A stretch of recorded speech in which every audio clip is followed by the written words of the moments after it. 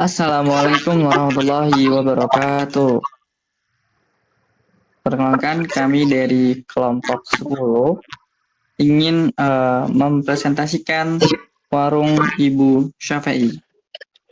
Boleh di next. Jadi pada kelompok kami itu memiliki beberapa anggota. Yang salah satunya adalah saya, Rizky Bintang Fadilah dengan NPM 24782062. Lalu selanjutnya Dan saya M. Rizky Saputra dengan NPM 24782048. Oke, baik. Selanjutnya saya Ahmad Ramdhani dengan nomor MPM 24782034. Dan saya sendiri, Sandy Aryadita dengan NPM 24782063. Dan saya Zinur Ahmad dengan NPM 24782066. boleh di next. Jadi seperti yang saya bilang tadi, di sini kami akan mempresentasikan warung Ibu Syafi'i dan isi presentasinya antara lain yang pertama tuh ada masalah dan solusi. Boleh di next. Lalu yang kedua ada target pasar. Next. Yang ketiga itu ada marketing plan. Next. Lalu ada koreksi finansial secara singkat. Next. Lalu ada risiko paling serius yang terakhir ya. Next. Jadi kita ke bagian yang pertama terlebih dahulu. Jadi di sini ada bagian masalah dan solusi. Mungkin saya sedikit bercerita. Jadi pada awalnya kami tuh nggak langsung memilih warung ini sebagai objek wawancara atau objek observasi dari kelompok kami. Jadi kami tuh sebenarnya mikir dari satu pertanyaan yang sangat sederhana. Sebenarnya kebutuhan paling dasar mahasiswa di pagi hari itu apa sih? Nah, dari situ deh kami tuh mulai melakukan observasi kecil di lingkungan sekitar Kampung Baru Unila. Karena kan situ juga termasuk lingkungan kampus dan ramai orang pada berangkat kampus lah mahasiswa. Selain dari lingkungan Polinela tadi. Khususnya di waktu subuh tuh ternyata di sana tuh lagi rame waktu subuh dan waktu pagi hari. Itu waktu-waktu yang sangat ramai bagi mahasiswa dan juga warganya untuk beraktivitas, khususnya warga yang berprofesi sebagai ojek online. Jadi sekitar jam 4 pagi, Kampung Baru tuh masih gelap suasananya, sama lah kayak di sini. Jadi jalanan tuh belum ramai, sebagian besar rumah tuh pasti masih tertutup lah. Dan hanya beberapa lampu jalan yang menyala. Namun justru pada waktu inilah kami tuh selagi mengobservasi itu melihat satu fenomena menarik.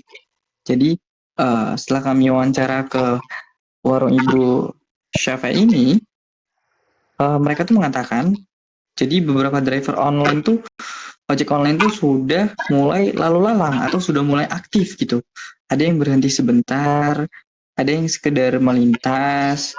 Lalu perlahan sekitar jam 5 pagi itu tuh mulai muncul mahasiswa yang berjalan kaki. Kadang ada yang naik motor, lalu ada yang juga nunggu ojek tadi. Wajah mereka tuh mayoritas terlihat kayak terburu-buru gitu. Karena mungkin ada yang dikejar dengan jam masuk kuliah dan lain-lainnya. Dan sebagian masih terlihat mengantuk. Bagian lagi sibuk sama ponsel mereka. Mungkin mereka lagi mesen Gojek atau hal lain gitu.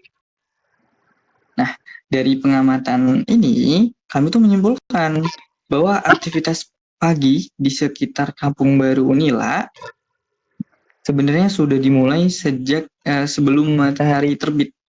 Tapi pertanyaan berikutnya adalah, apakah kebutuhan mereka tuh sudah terpenuhi, terutama kebutuhan paling dasar seperti sarapan contohnya gitu ya. Dari situlah kami tuh mulai melihat adanya celah masalah. Boleh di next slide-nya. Nah, masalah yang pertama adalah kebutuhan sarapan yang cepat dan juga murah ya. Masalah kedua adalah keterbatasan warung yang buka di waktu sangat pagi. Masalah yang ketiga itu ada eh, keterbatasan dana mahasiswa yang membuat mereka tuh memilih sarapan dengan harga murah gitu. Jadi kan nggak bisa tuh setiap hari milih sarapan yang harganya mahal, kecuali ya emang orang kaya gitu. Dan kebanyakan rata-rata mahasiswa yang hidup di sekitar kampung baru itu ya mahasiswa menengah lah. Jadi nggak bisa terus-terusan makan sarapan dengan harga yang mahal. Nah dari situlah kami mulai melihat celah ini. Jadi dalam proses observasi itu, kami itu menemukan satu warung yang justru sudah aktif lebih awal dibanding warung yang lainnya, yaitu warung nasi uduk Ibu Syafei ini. Jadi warung ini tuh setelah kami observasi, jadi warung ini tuh udah buka sekitar pukul 04.30 pagi atau setengah 5 subuh ya. Jadi saat warung lain masih tutup tuh, di sini tuh udah terlihat aktivitas memasak, nyiapin lauk, ngegoreng-goreng gorengannya, lalu melayani pembeli tentunya ya. Jadi kami melihat sendiri tuh bagaimana pembelian datang satu persatu, lalu ada driver ojol yang singgah sebentar untuk membeli nasi uduk telur ya, paket favoritnya. Lalu ada pelajar yang kadang sambil mampir, sambil nunggu temannya tuh. Lalu ada juga mahasiswa yang datang dengan wajah ngantuk tentunya, tapi langsung memesan nasi uduk karena tahu warung ini tuh selalu buka pagi hari. Nah, dari situ kami mulai menyadari tuh warung nasi uduk Ibu Syafa ini bukan sekedar warung biasa. Tapi warung ini tuh sebenarnya sudah menjadi solusi nyata lah dari masalah sarapan pagi di lingkungan kampung baru. Tanpa memakai kayak istilah bisnis yang rumit, warung itu sudah menjalankan fungsi inti dari sebuah usaha, yaitu menjawab kebutuhan pasar. Nah, masalah yang dihadapi oleh calon pelanggan adalah mereka tuh butuh sarapan cepat kan tadi, murah dan mengenyangkan. Lalu untuk solusi yang diberikan warung ini adalah nasi uduk siap saji dengan harga terjangkau tentunya. Warung ini tidak mengandalkan menu yang rumit. Menu utamanya sederhana, kayak nasi uduk, telur, ayam, goreng-gorengan, lalu ada sambal. Tapi justru kesederhanaan inilah yang membuat pelayanan ini bisa cepat gitu, karena menu-menu tadi itu tidak dibuat terlalu lama, bisa dibuat dalam waktu sekitar 5 menit lah. Dan harga yang ditawarkan juga itu sangat cocok dengan kantong mahasiswa dan juga driver ojol. Itu mulai dari 9.000 per porsinya. Dengan harga ini, mereka tuh bisa mendapatkan sarapan yang cukup untuk memulai aktivitas di pagi hari. Dan dari sinilah konsep masalah dan solusi dalam bisnis itu mulai terlihat sangat jelas. Masalahnya adalah keterbatasan warung pagi dan kebutuhan mahasiswa akan sarapan murah dan cepat. Solusinya adalah warung nasi uduk Ibu Syafa ini yang buka sejak subuh, menyajikan menu siap saji dengan harga terjangkau. Jadi dalam slide kali ini itu bukan cuman sekedar pembukaan presentasi, namun nantinya slide ini akan kami jadikan fondasi dalam seluruh analisis yang kami lakukan. Karena dari sinilah kita bisa kembangin aspek lain, dan dari masalah ini muncul target pasar tuh, kayak ojol yang bangun di pagi hari, lalu mahasiswa yang nyari sarapan di pagi hari, dan juga dari solusi itu muncul strategi pemasaran. Dari aktivitas ini muncul juga muncul perhitungan keuangan gitu, dan dari observasi yang kami lakukan ini juga muncul risiko hukum dan etika yang harus diperhatikan, yang nantinya bakal dijelaskan oleh teman-teman saya gitu. Jadi warung nasi uduk Ibu Syafei ini kami pilih secara kebetulan tentunya. Tetapi jadi warung Ibu Syafei ini tidak kami pilih secara kebetulan, tapi juga melalui proses pengamatan yang kami lakukan terhadap kehidupan pagi di lingkungan kampus yang ada di Unila dan sekitar Kampung Baru. Inilah yang menjadi titik awal kami lah dalam memilih atau melanjutkan analisa terhadap warung Ibu Syafei yang kami pakai dalam presentasi kali ini. Itu untuk slide selanjutnya akan dijelaskan oleh teman saya.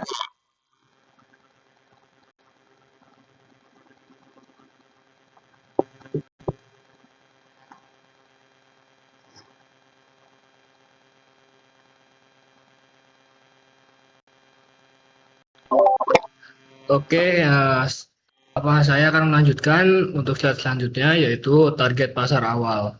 Nah, setelah kami memahami masalah dan solusi dari warung nasi uduk Ibu Safei, langkah berikutnya yang kami lakukan adalah mencoba mengenali lebih dalam sebenarnya siapa saja yang benar-benar bergantung pada warung ini setiap pagi. Nah, kami tidak hanya ingin menyebut semua orang, karena dalam bisnis target pasar tidak bisa didefinisikan secara terlalu umum. Kami harus bersempitnya agar targetnya agar lebih jelas. Nah, saat kami kembali melakukan observasi, eh, saat warung baru saja buka, kami memperhatikan siapa saja yang datang lebih dahulu atau lebih di awal. Mengenali pola ini karena setiap pagi karakter pembelinya hampir sama.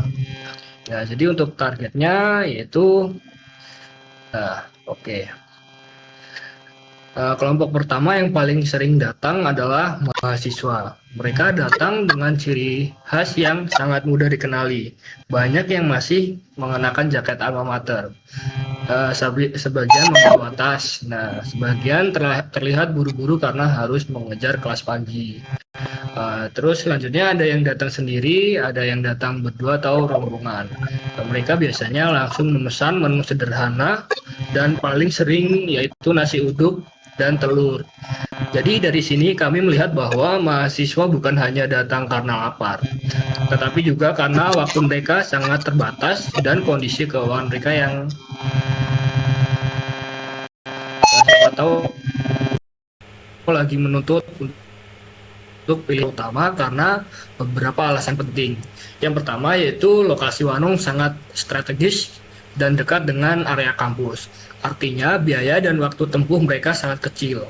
Kedua, mahasiswa sangat sensitif terhadap harga. Mereka untuk urusan harga sangat memperhatikan dan mereka membutuhkan makanan yang murah tetapi juga mengenyangkan. Yang ketiga, selanjutnya yaitu pola hidup mahasiswa di pagi hari sangat praktis. Mereka tidak punya banyak waktu untuk sarapan terlalu lama, apalagi memasak sendiri. Nah, yang kedua yaitu kelompok yang kami temukan adalah pelajar sekolah. Nah, mereka biasanya datang bersama teman-temannya atau dibelikan oleh orang tuanya yang kebetulan sedang lewat depan warung. Wajah mereka masih terlihat segar, sebagian masih mengantuk. Mereka datang dengan gesa-gesa untuk masuk ke sekolah.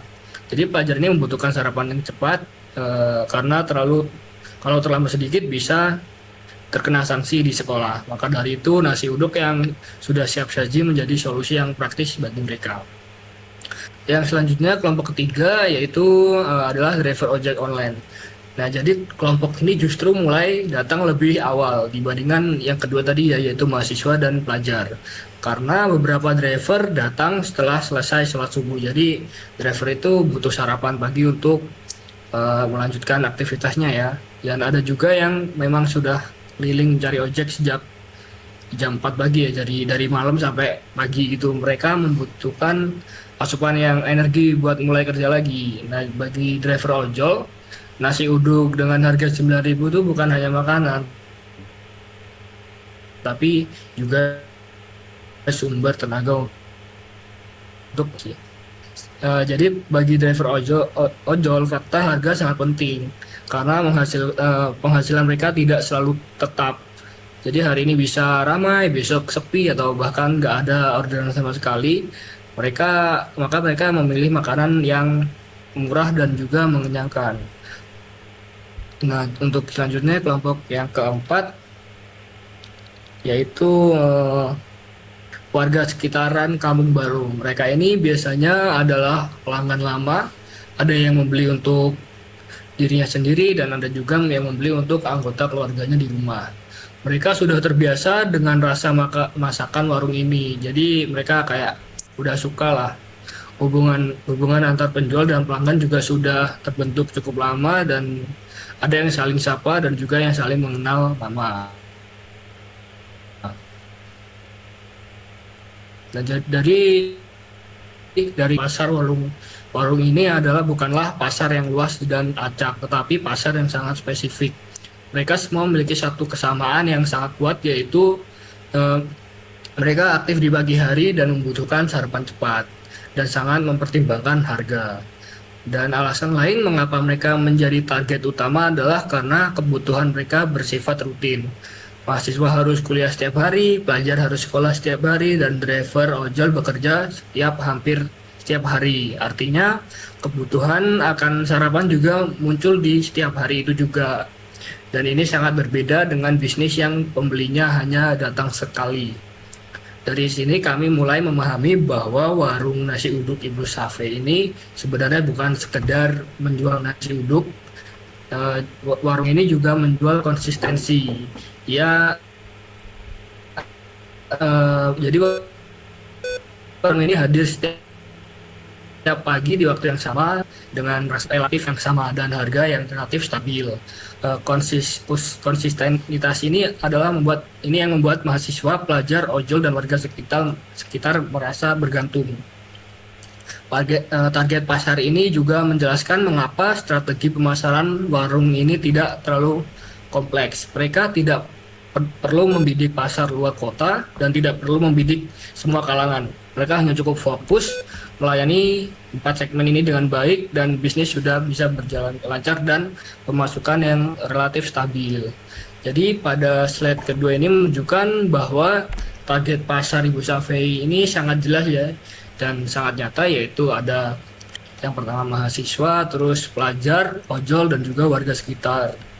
Jadi target pasar ini bukan hasil teori di atas kertas, tetapi hasil pengamatan langsung pemasaran, sistem pelayanan hingga perhitungan keuntungan semua disesuaikan. Karena setiap segmen ini memiliki kebutuhan yang serupa, yaitu yang pertama adalah cepat, terus murah dan bisa diandalkan setiap pagi. Oke, slide selanjutnya akan dilanjutkan oleh kawan saya.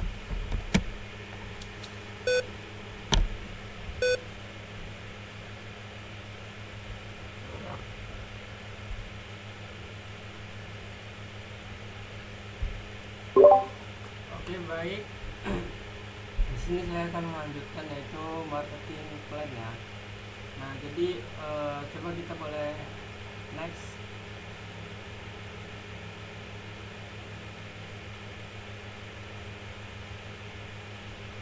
Nah, jadi untuk pada slide bagian ini itu saya sedikit bercerita terlebih dahulu.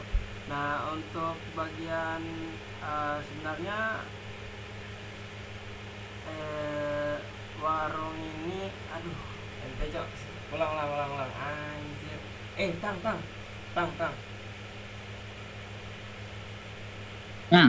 Tadi si Dani ini enggak, apa namanya, nyeritain kayak gitu nggak, ada cerita-ceritanya gitu nggak? Gue sih yang di ini aja skrip aja yang ini. Itu beda-beda kan setiap skripnya? Beda. Itu ada slide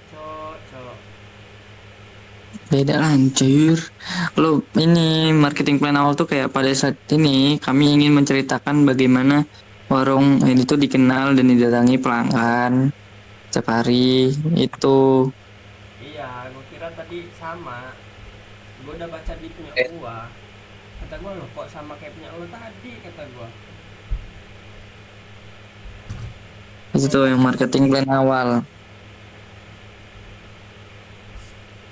Ulang lagi berarti dari awal. Enggak, diem woy. Enggak.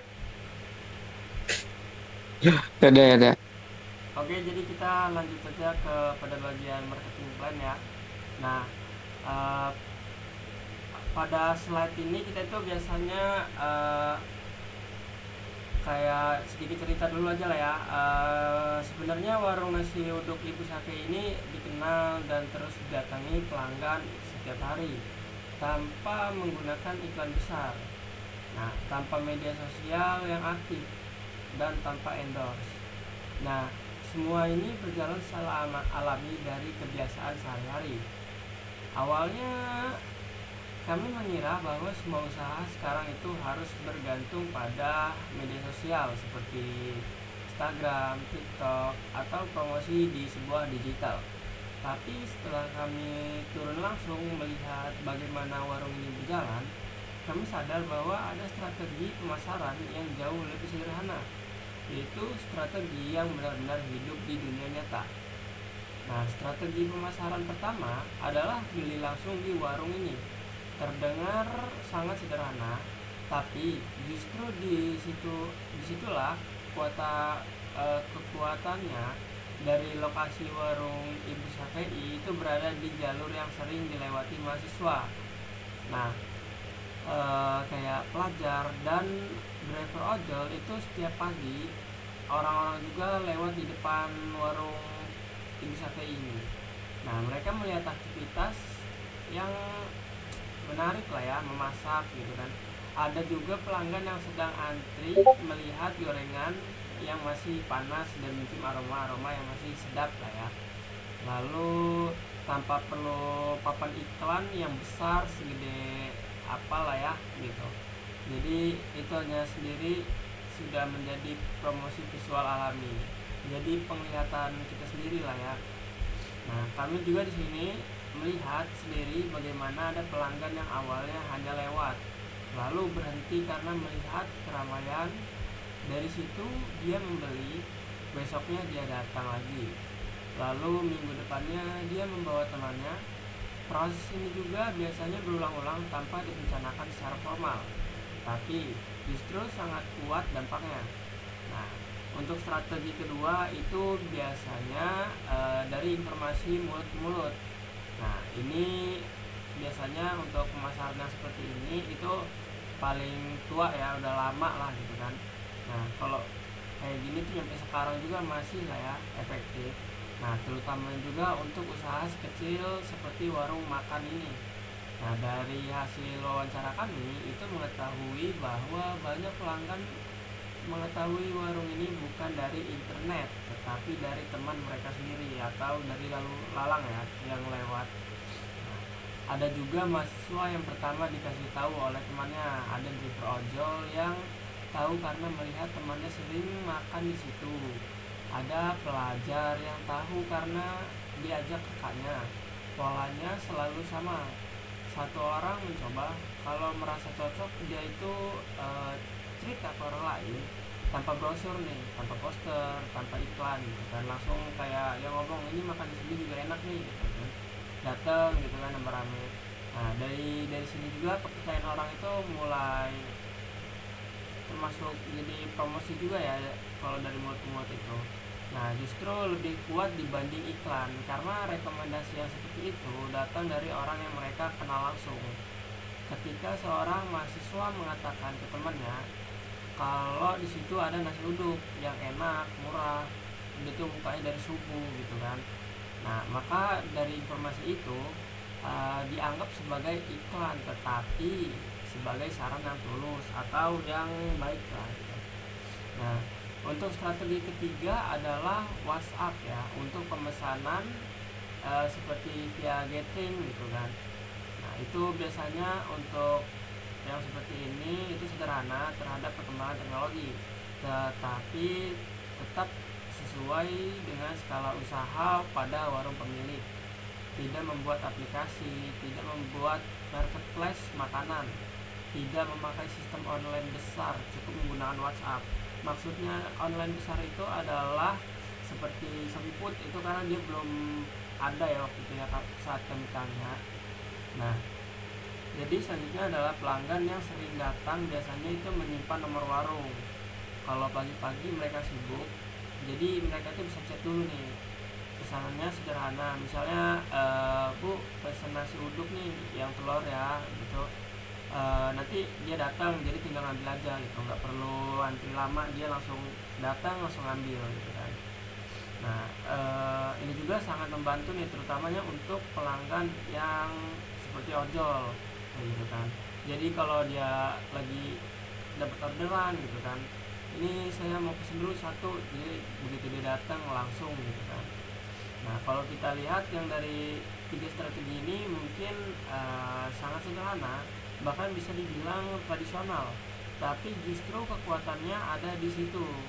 Strategi ini juga itu membutuhkan biaya promosi besar, tidak tergantung pada algoritma media sosial, dan tidak membutuhkan tim marketing.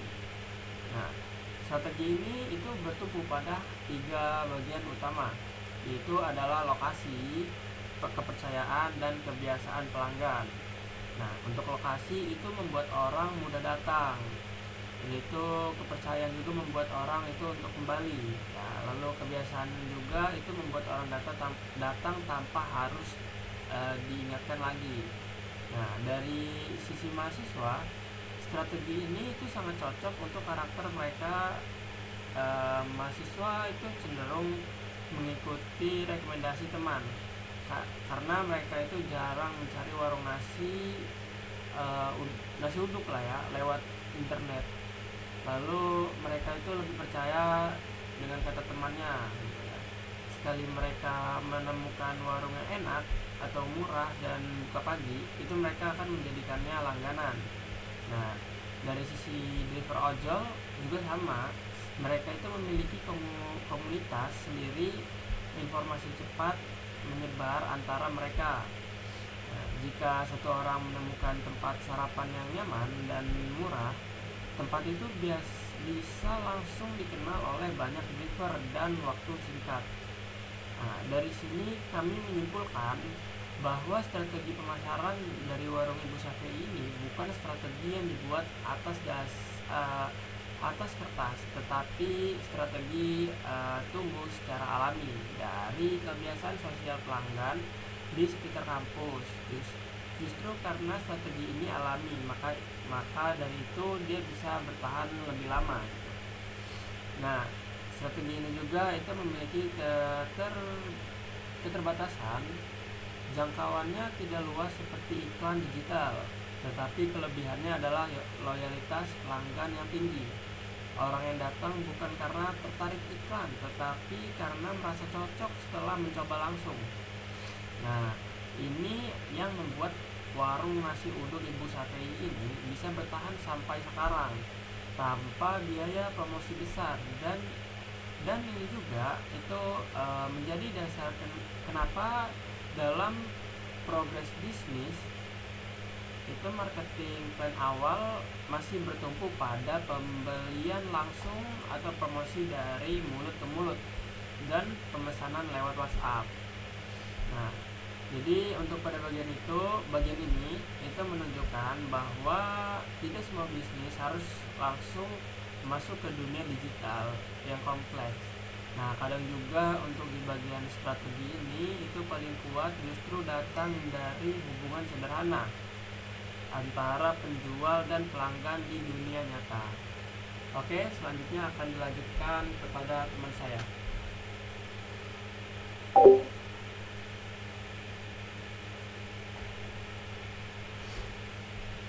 Sini saya akan menjelaskan proyeksi finansial singkat.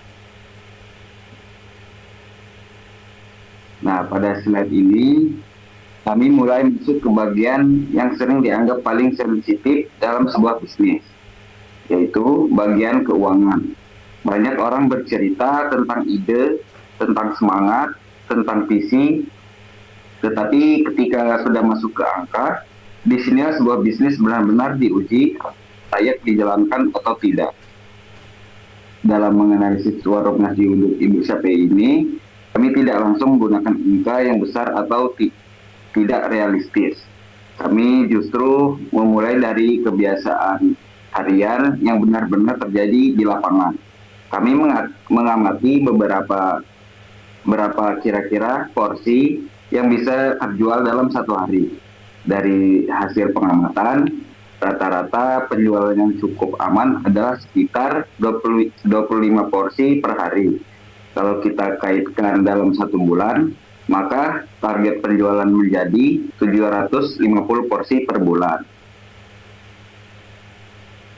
Nah, selanjutnya kemudian kami melihat harga jual rata-rata per porsi yang ditawarkan oleh warung ini.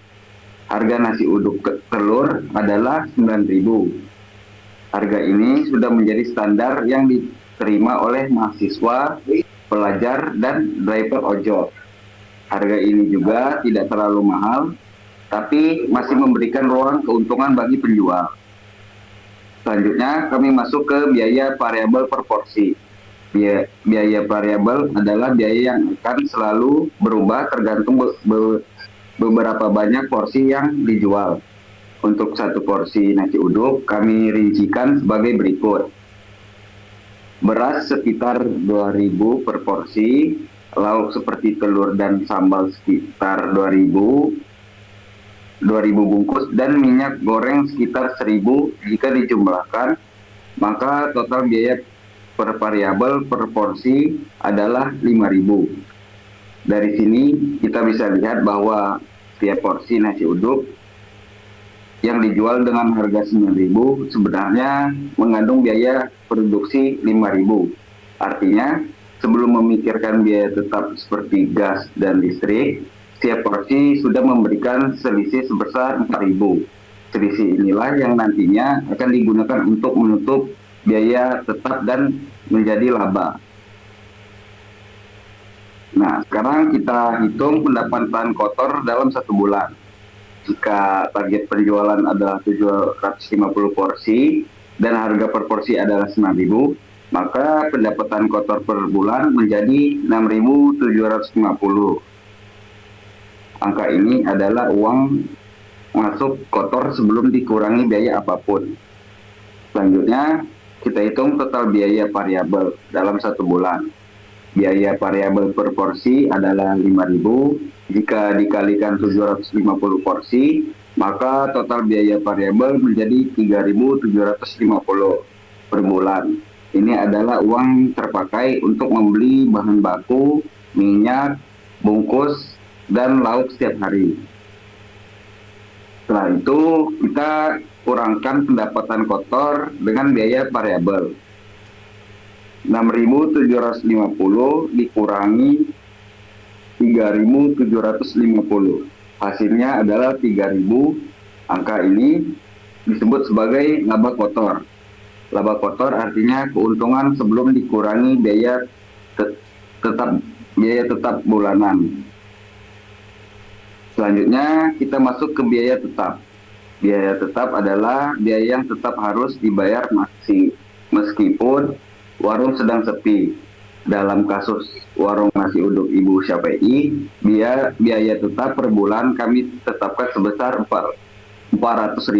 Biaya ini mencakup gas, listrik, alat dapur, dan kebersihan.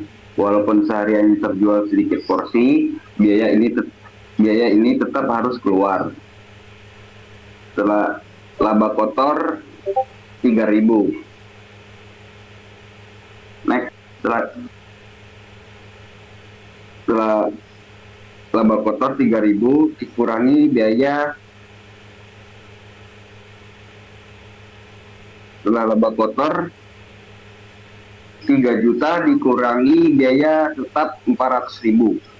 Maka laba bersih awal yang diperoleh menjadi 2.600.000 per bulan. Ini adalah keuntungan bersih yang tersisa setelah semua biaya utama dikurangkan.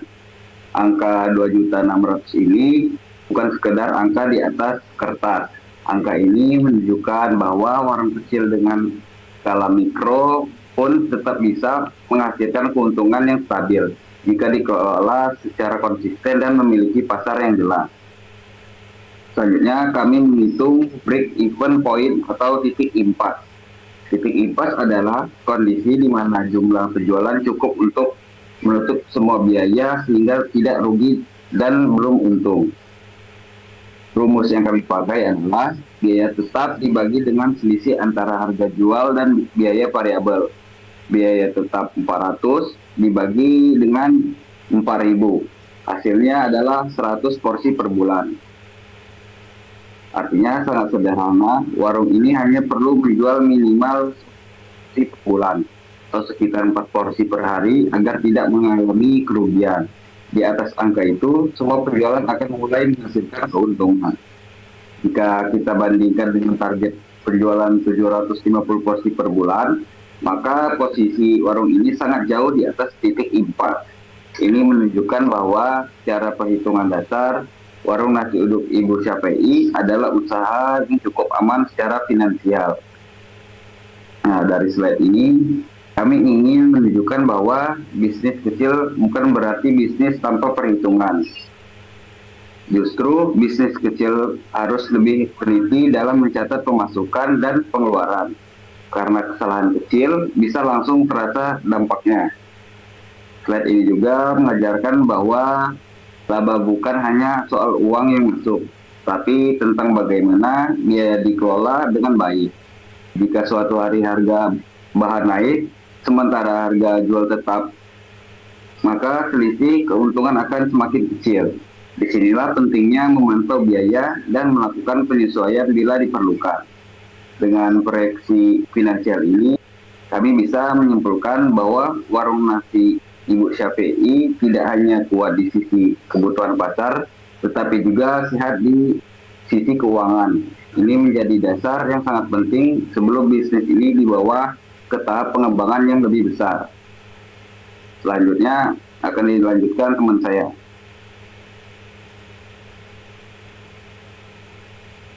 Next.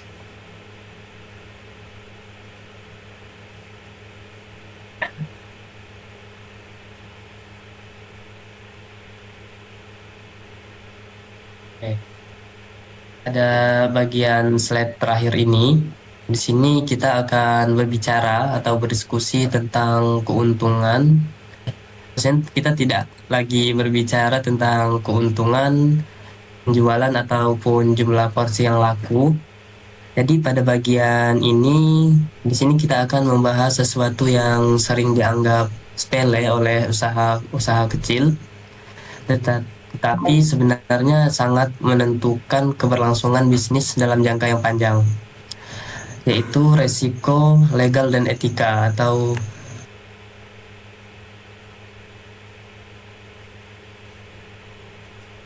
dalam pengamatan kami di lapangan saat survei, warung nasi uduk Ibu Syafei ini itu merupakan warung yang cukup ramai. Pelanggannya berdatangan terus sejak subuh dan berputaran uang berlangsung pada setiap hari. Namun justru karena ramainya aktivitas ini, ada satu kebiasaan kecil yang sering terlihat biasa saja, tetapi menyimpan potensi masalah yang cukup besar, yaitu tidak mencantumkan harga makanan yang jelas. Nah, jadi saat pembeli datang, mereka langsung menyebutkan pesanan gitu. Misalnya mereka berbicara seperti Bu nasi uduk telur 1 atau Bu nasi uduk ayam 1 gitu. Nah, jadi lalu makanan disiapkan, diberikan, dan baru di akhir disebutkan total bayarannya. Jadi bagi pelanggan yang sudah sering datang, mungkin ini bukan suatu masalah ya. Tapi bagi pelanggan baru, terutama mahasiswa baru atau orang luar yang belum terbiasa, kondisi ini bisa menimbulkan kebingungan bahkan kecurigaan. Jadi disinilah resiko legal mulai muncul. Jadi dalam aturan perlindungan konsumen, harga makanan yang dijual itu seharusnya diinformasikan secara jelas di awal. Jadi ketika harga tidak dicantumkan, itu muncul kemungkinan pelanggan merasa dirugikan. Jadi walaupun niat penjual tidak buruk ya, tetapi secara hukum kondisi ini bisa dianggap sebagai praktik yang tidak transparan. Jadi resiko berikutnya itu adalah resiko etika. Nah, jadi etika di sini bukan hanya soal benar atau salah menurut hukum ya, tetapi soal kepercayaan antara penjual dan pembeli. Jadi kepercayaan itu terbentuk dari sesuatu hal yang kecil terlebih dahulu. Salah satunya itu adalah keterbukaan harga. Jadi ketika pelanggan tidak tahu harga sejak awal, lalu merasa kaget saat membayar, rasa percaya itu bisa berkurang. Dampaknya tidak langsung terasa hari itu juga, tetapi perlahan akan memengaruhi reputasi warung tersebut. Di sini coba kita bayangkan jika satu pelanggan merasa merasa dia kok harganya beda dari yang saya kira gitu. Jadi lalu dia pulang dengan rasa tidak enak. Dia mungkin tidak marah di tempat, tapi bisa bercerita ke orang-orang lain, ke temannya atau ke siapa gitu. Jadi dari satu cerita itu bisa muncul cerita-cerita yang lain. Padahal padahal bisnis kecil seperti ini itu hidup dari rekomendasi mulut ke mulut. Jika kepercayaan mulai luntur atau mulai hilang, itu dampaknya bisa sangat besar. Jadi, resiko ini memang terlihat sangat sederhana, tetapi dibiarkan bisa berkembang menjadi masalah yang besar. Dari masalah kepercayaan bisa muncul komplain, dari komplain bisa muncul konflik, dan dari konflik bisa saja muncul pelaporan ke pihak tertentu, meskipun pada awalnya tidak ada niat buruk sama sekali.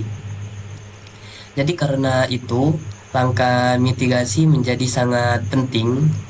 Mitigasi pertama yang paling sederhana itu adalah memasang daftar harga yang terlihat jelas di spanduk atau banner depan warung. Jadi tidak perlu desain yang mewah-mewah gitu. Cukup papan sederhana berisi daftar menu dan harga. Jadi dengan begitu, setiap pelanggan langsung mengetahui sejak awal berapa yang akan ia bayar. Jadi mitigasi kedua adalah mencantumkan harga di status WhatsApp. Karena sekarang banyak pelanggan yang memesan lewat WhatsApp, jadi maka transparansi harga di media sosial ini juga akan membantu mengurangi kesalahpahaman. Saat pelanggan melihat status, mereka sudah tahu kisaran harga sebelum datang gitu. Jadi mitigasi yang ketiga adalah menyebutkan harga saat pelanggan memesan. Ini bisa dilakukan dengan cara yang cukup sederhana. Misalnya dengan menyebutkan nasi uduk telurnya 9.000 ya gitu. Jadi dengan begitu tidak ada lagi ruang untuk kebingungan di akhir transaksi. Jadi dari ketiga langkah sederhana di atas tadi itu, sebenarnya warung nasi uduk Ibu Safei sudah bisa mengurangi resiko legal dan etika secara signifikan. Tetapi tidak perlu biaya besar, jadi tidak perlu teknologi canggih, cukup dengan transparansi dan komunikasi yang jujur kepada pelanggan. Nah, slide terakhir ini juga menjadi pengingat bahwasanya keberhasilan sebuah bisnis itu bukan hanya diukur dari untung atau larisnya penjualannya, tetapi juga dari bagaimana bisnis itu menjaga kepercayaan pelanggan, mematuhi aturan yang ada, dan bersikap jujur dalam setiap transaksi. Jadi dengan memahami resiko ini sejak awal atau sejak sekarang, di sini kita bisa berharap warung nasi uduk Ibu Safei ini tidak hanya bertahan secara ekonomi, tetapi juga tumbuh sebagai usaha yang dipercayai oleh lingkungan gitu. Oke, cukup pembahasan dari saya kembalikan ke moderator.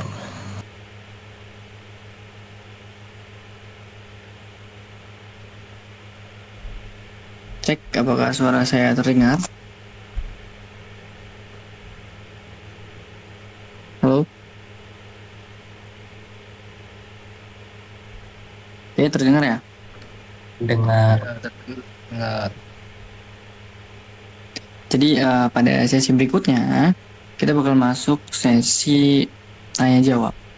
Bagi audiens yang hadir pada presentasi kali ini, mungkin dipersilakan untuk bertanya bila ada pertanyaan.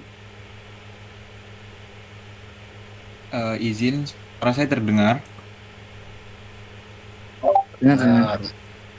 Oke, izin sebelumnya perkenalkan diri. Perkenalkan, nama saya Maulana Rizky. Saya ingin bertanya, tadi kan sempat dibahas tuh di beberapa poin kalau warung uduk Ibu Safei ya tadi ya, itu kan untuk pelajar dan mahasiswa gitu. Karena saya ingin bertanya, jika kalau mahasiswa itu cuma beli sekali karena penasaran aja gitu, tapi besoknya tuh nggak balik lagi gitu, bagaimana cara warung Ibu Safei ini agar menjaga supaya pelanggan itu tetap datang setiap hari? Apa tidak risiko gitu kalau hanya mengandalkan pembeli lewat saja gitu. Kurang lebih seperti itu sih untuk pertanyaan dari saya. Terima kasih. Oke, mungkin kita tampung dulu ya pertanyaannya agar kita bisa jawab sekaligus. Ini sambil ada yang mencatat juga. Untuk pertanyaan selanjutnya, apakah ada yang ingin tanyakan? Ya baik, saya Christian Dwi Putra. Apakah suaranya terdengar dengan jelas? Dengar, oke. Nah, Sini mungkin pertanyaannya simple ya.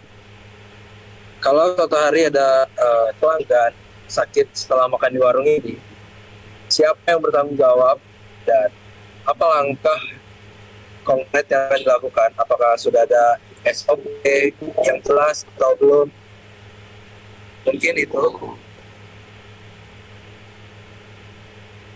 Oke, dari Kristen Dwi Putra. Untuk pertanyaan selanjutnya, apakah masih ada yang ingin tanyakan?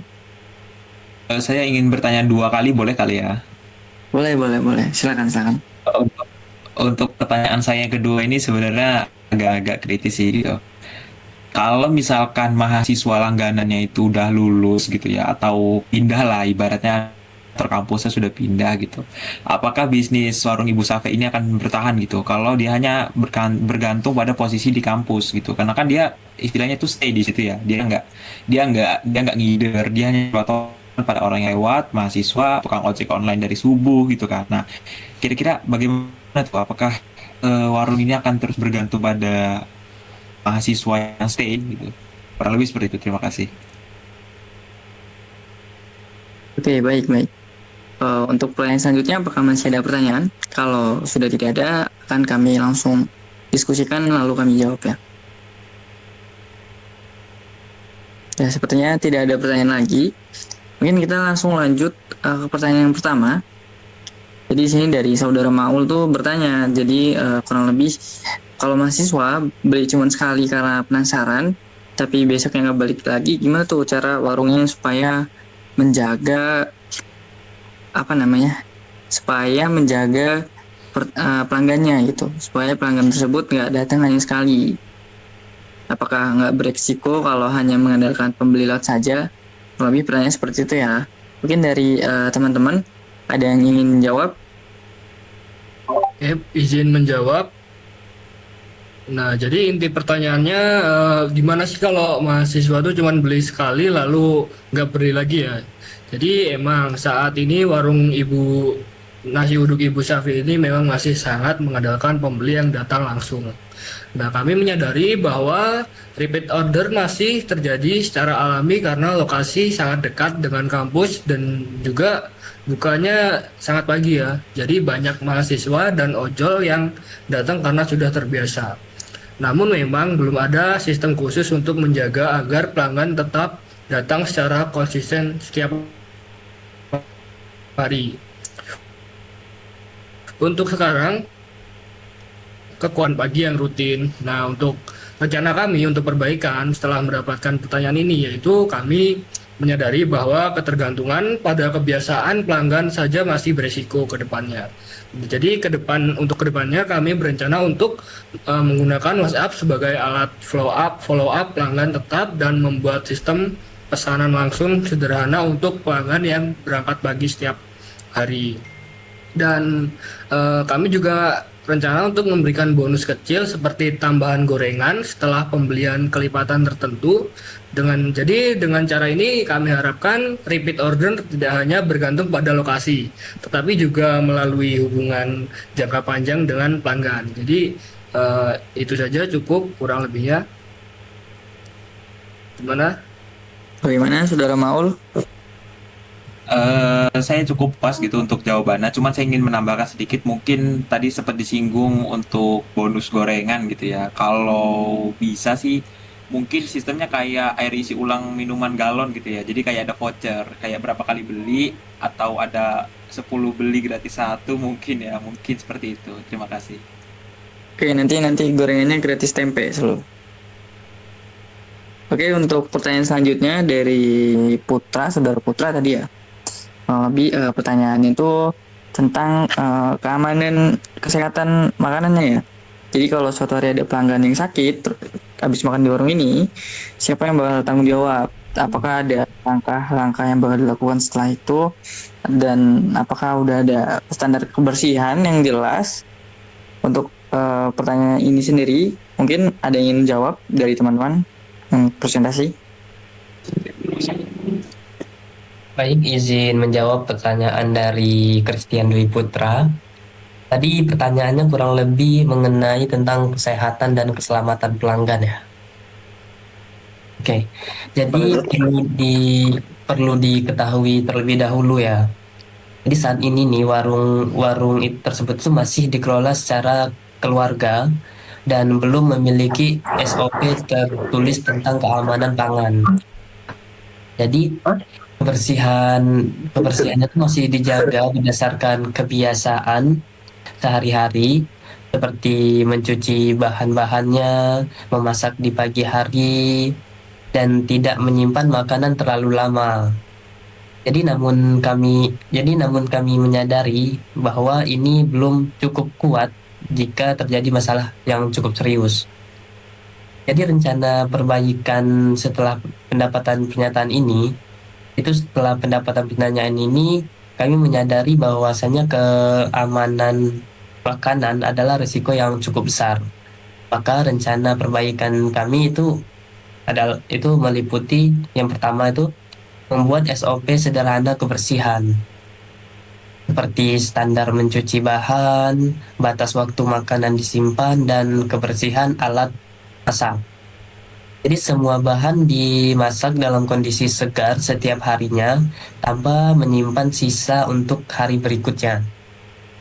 Jadi jika semisal ada keluhan dari pelanggan mengenai kesehatannya, nah warung harus siap melakukan pengembalian uang dan menghentikan penjualan menu yang dicurigai. Jadi ini menjadi prioritas perbaikan sebelum final pitch. Oke, cukup jawaban dari saya. Apakah cukup? Mungkin sedikit menambahkan. Jadi di sana tuh dapurnya tuh ada di bagian depan. Jadi para pelanggan itu bisa melihat langsung tuh proses memasaknya, apakah higienis atau tidak. Namun kan itu kan belum dari sudut pandang yang profesional ya. Jadi kalau dari sudut pandang profesional ya seperti yang dikatakan oleh saudara Zinur tadi, harus dilakukan SOP, lalu kayak bukti SOP sudah dijalankan dan segala macamnya. Kurang lebih seperti itu. Apakah cukup untuk saudara Putra? Cukup, tapi saya izin bertanya sedikit. Apakah dari warung nasi uduk tersebut sudah mempunyai sertifikat resmi untuk berjualan? Sepertinya Mas Christian lagi sedang sibuk ini ya. Oke. Jadi izin menjawab.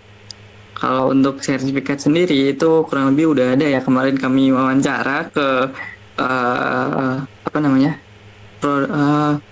yang punya warungnya, itu udah ada izinnya, dan juga di sana kurang lebih ada banyak sekali pedagang. Cuman nggak tahu kalau pedagang yang lain. Kalau pedagang yang kami wawancara itu udah ada sertifikat jualannya ya. Oke. Apakah sudah cukup, saudara Putra? Berarti sertifikatnya udah banyak ya? Atau baru satu? Kalau izin menjawab sebelumnya ya, kalau untuk sertifikat sebenarnya kalau untuk rumah makan bukan bukan.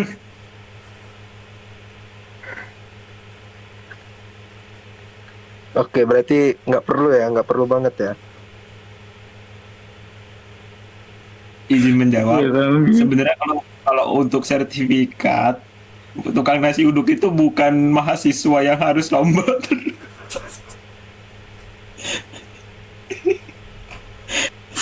Long profesional. Oke, silakan dilanjut.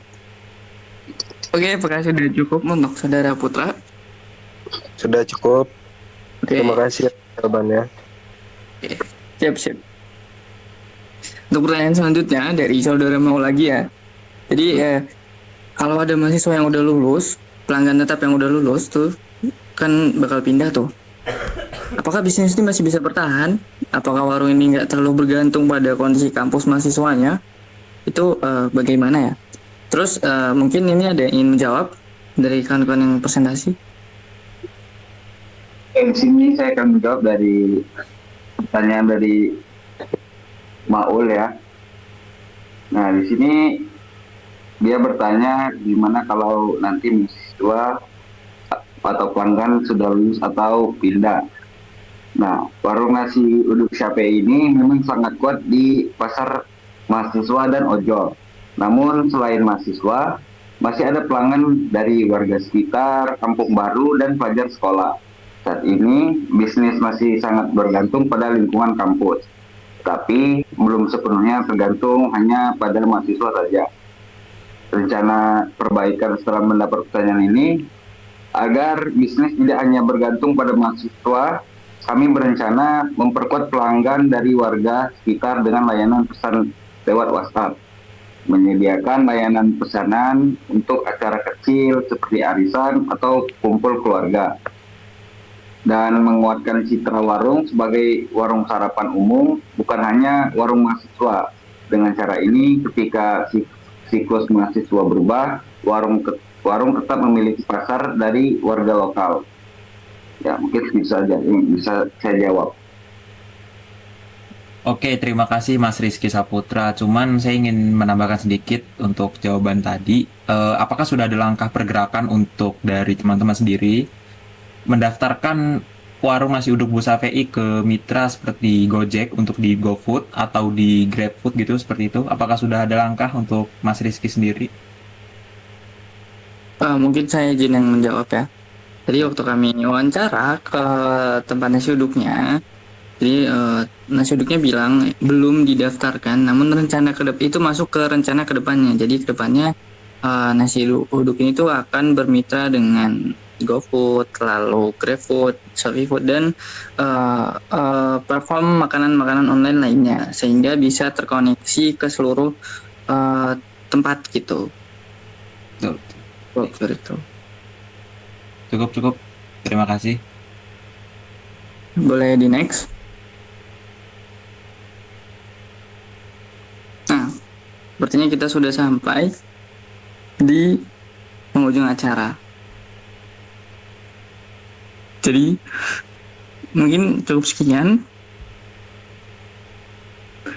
presentasi dari kami. Sekian dari kami. Kami minta maaf apabila banyak kekurangan. Wassalamualaikum warahmatullahi wabarakatuh.